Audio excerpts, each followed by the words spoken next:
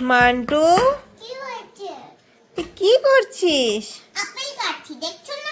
আপেলটা এত স্লিপারি, এত স্লিপারি, এত স্লিপারি। আমি কাটতে দিচ্ছি আর ফুস করে পিছলে না, তুমি ছুরি নিয়ে কোনো কাজ করবে না। কেন? একদম না, আমাকে দাও, আমি কেটে দিচ্ছি। তুমি ছুরি ধরেছো কেন?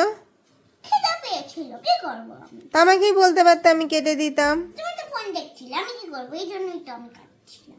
না, একদম তুমি ছুরিতে হাত দেবে না। ঠিক আছে, ঠিক আছে, ঠিক আছে। আমি কেটে দিচ্ছি, দাঁড়াও। ও, একা একা আপেল কাটতে চাই, বড় সাহস তাই না?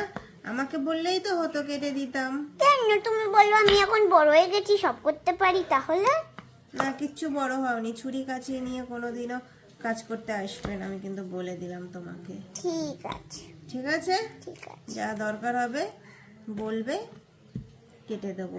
কিন্তু এক গ্লাস জল চাই, তারপরে রুমাল চাই। না না, আমি ওগুলো চাইবো। না, ওগুলো চাইলে হবে না। না, আমি ওগুলো চাইবো না, না। দেখো কাটা হয়ে গেছে। এই নাও, কাটা হয়ে গেছে, খেয়ে নাও।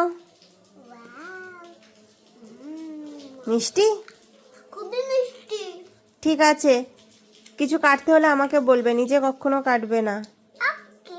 ঠিক আছে।